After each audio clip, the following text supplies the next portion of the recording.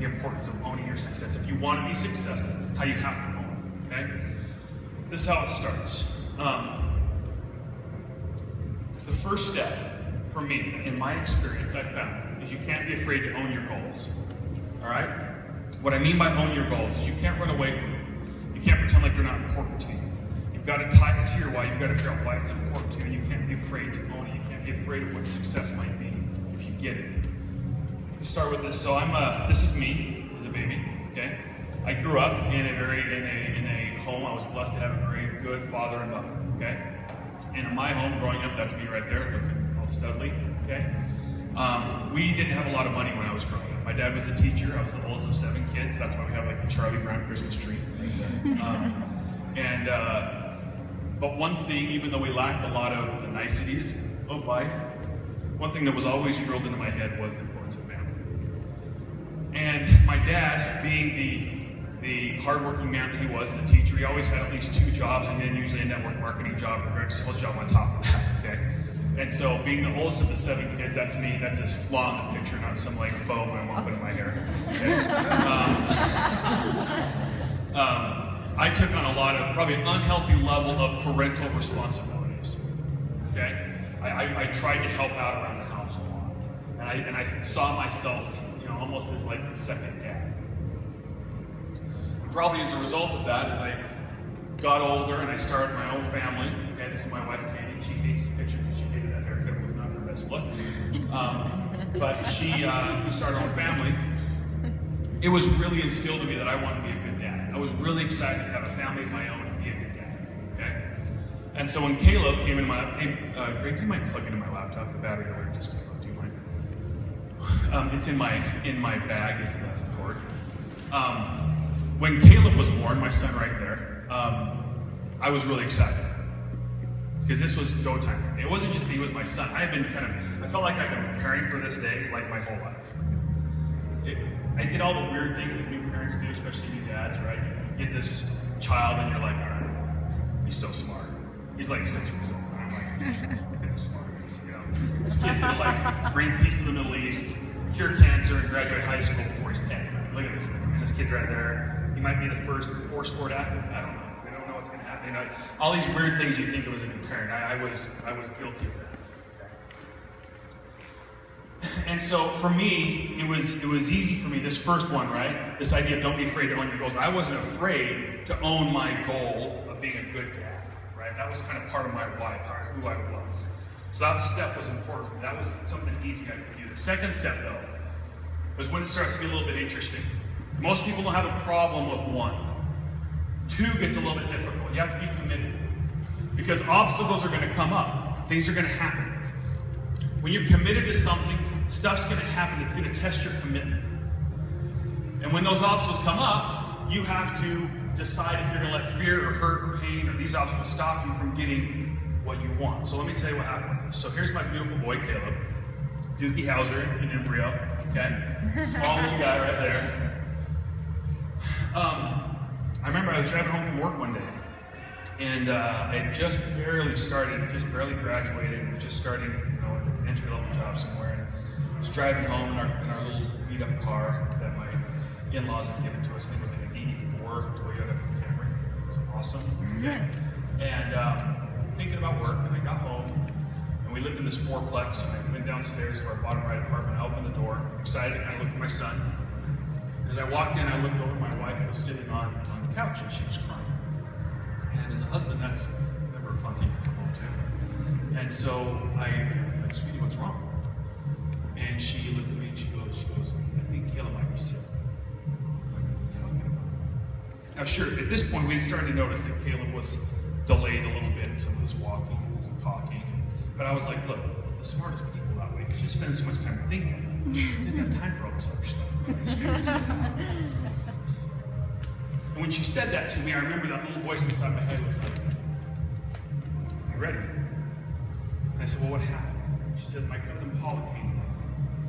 And we had seen Paula a couple days previous at a family get-together. We knew her kids had some disability of some kind. We didn't know what it was. And she said, Paula came over today, and she told me that she was watching Caleb, and she noticed in Caleb some of the same symptoms that her kids had. when they were young. And I was like, what? And she goes, and she told me that I should go get him tested for something called Fragile X. Have you ever had, I don't know if you guys ever had these moments, I think we all do all the time, when something happens, and in that moment you can feel your whole world just kind of pivot. And you know that it's like things have just changed course. They're never going to be the same again. It's scary when it happens. And when those words came out of her mouth for the first time, Fragile X, I felt my world just kind of go, just shift. And I was scared. Because it was shifting in a way that I didn't want it to go. My world, it was supposed to go this way, not this way. And I fought it. I could feel it happen. I just fought it right then. I was like, nope, she's wrong. It's fine. She's wrong. It's fine. My wife, I was trying to calm her down. I said, and she goes, I don't know, Kim. You know, he's alive. I said, he's fine. It's going to be fine. I'll tell you what I'm going to do. I'm going to go to my parents' house because they have the internet. Just tell you how long this was. Okay. They had a 56K modem, so it wasn't just the internet. It was fast. Okay. And so I'm going to go to my parents' house and get on the internet, and I'm going to go look and see what this is. So I kissed her on the head, and went and jumped back in that little jalopy in the car. And I was driving down to my parents' house, about 10 minutes away. And it felt like an eternity for me while I was driving. Every red light was frustrating because I could feel my world changing, and I was fighting. I was like, nope, nope, nope, not, nope, nope, nope, nope, nope, nope, nope, nope, nope, nope, nope. Pulled up to my parents' house, ran in the house. My mom was in the kitchen. She was like, hi, Kim. I didn't say anything. I just ran right downstairs to where the computer was. Booted it up. Took forever. Got on the internet. That sound, right? Opened up my Netscape browser. Went to Yahoo.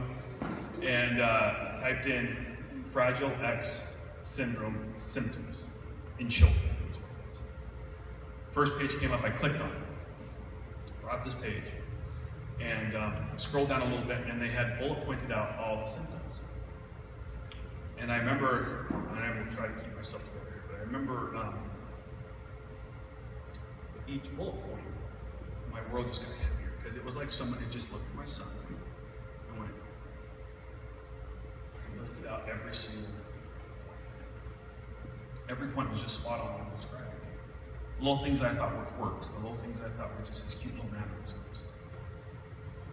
With every line, my world got heavier and heavier and heavier and heavier. And I was I'm crying, and I'm just like, I don't know what's going on.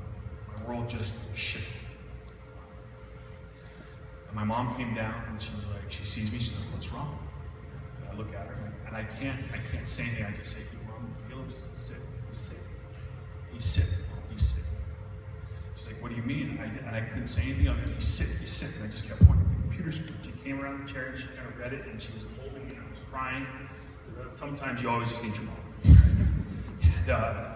And she reads through that and she's like, it's gonna be okay, you're gonna be okay. And I was like, Mom, I don't know what to do. Kind of buoyed myself up and went home and we're like, okay, well, we're gonna have to go get him tested. And we went and got him tested. It takes about 2 weeks. I had to come to the University of Utah here. And got him tested, and we knew we were going to get these results back.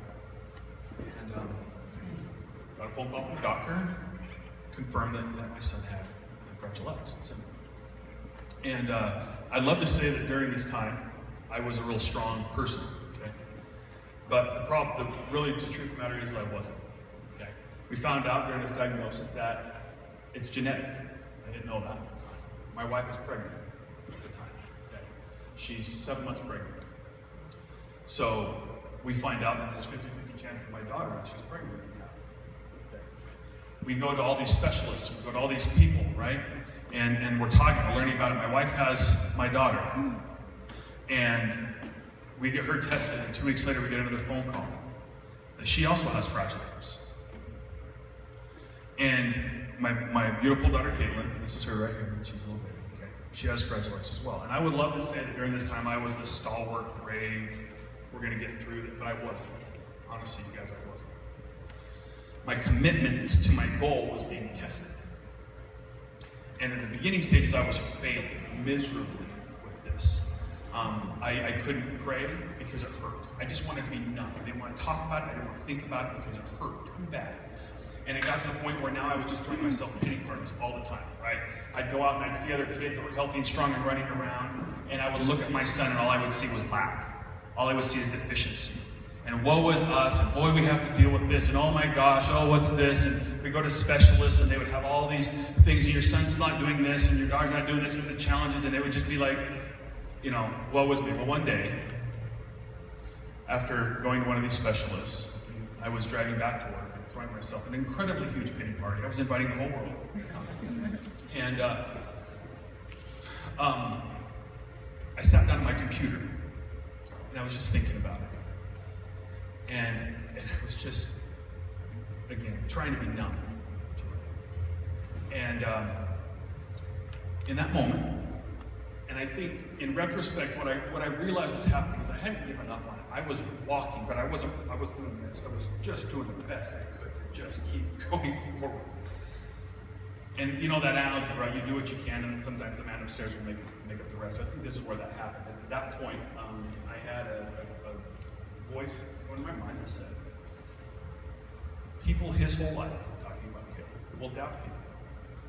You can't be one of him. One of them. You are his dad. Now act like it. And I gotta tell you, it was so simple, and it was so pure, but it hit me. And in that instant, like the clouds were gone. Like the weight was gone. I was like, I'm his dad. I'm his dad. I'm his dad. Nothing's changed. It's got this, and there's this, but I'm still his dad, and I'm still responsible to love him and care for him and help him. And it sounds, all these things that I knew, but I didn't know, changed in that instance. And I remember I went home and I told my wife, I told her about it. I said, I'm good. She's like, what do you mean you're good? And she's like, I don't know. I'm good. I'm fine. And I remember she looks at me, she goes, welcome back. And I was like, I'm so sorry. It's been like 6 or 7 months of being in this funk. And I got really engaged because I realized that I had this beautiful family. And sure, these little kids had these needs now. And that wasn't the direction my life was supposed to go, but that was, my commitment wasn't to that direction. My commitment was to being a dad. My commitment was to what I wanted to be. And that commitment now was being tried. And was I committed enough to it, to that why, to that goal, to shift with that, to make that change? Because sometimes we have to, right? When you're committed to a goal, sometimes those obstacles, those things are going to come up, are going to test your commitment, and you have to be able to go with that and shift with that if you're going to be able to stick with it, because the only option is to give up and to quit. And I wasn't going to quit and give up on these guys no matter how dark it got for me. So instantly, now, I kind of shifted into this third step. Okay? And this probably to me is the most important thing that a coach can learn when they talk about owning your business. When you have a good goal that's attached to your why, when you've got then obstacles that come up to yourself, the next step then is, well, okay, to get through this, so I can stay to where I'm going, so I'm committed to this, I've got to find what I can control, and I've got to own that. I can't waste my time and energy on things I can't control. Look, I would have given everything, I would have given my life to take away that disability from my children, but I couldn't. I couldn't control that. And so me humming and fretting about that wasn't going to change it. The cards that we were dealt, I wasn't going to change that. So what could I control then? To stay committed to that goal. What could I change? What could I control then? Okay? This is where we talk about aligning your directions to your outcomes, right? What can you control to your outcomes? So if you're having obstacles, great. What are you going to do about it? Start with the things you can control that keep you going forward, and focus and define yourself on those things. So what I started to do was I started saying, okay, well, what can we do? And I didn't know, guys, I was in a completely unknown, charted territory.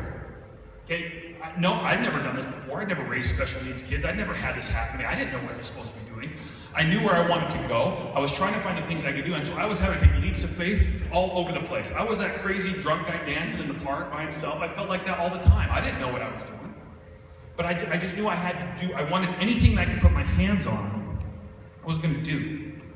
Anything I could control, I was going to do to get that goal. So one of the things we decided, as we were talking through this, my wife and I, we were looking at different things, we're getting them in early intervention programs and all this stuff. One day my wife came to me, she said, I think we're supposed to have more kids. And I was like, our youngest at the time was 2.5. Okay, so it's been 2.5 years since we've been diagnosed. She goes, I think we're supposed to have more kids. So we started thinking about it, praying about it, and trying to figure out, we felt like, okay,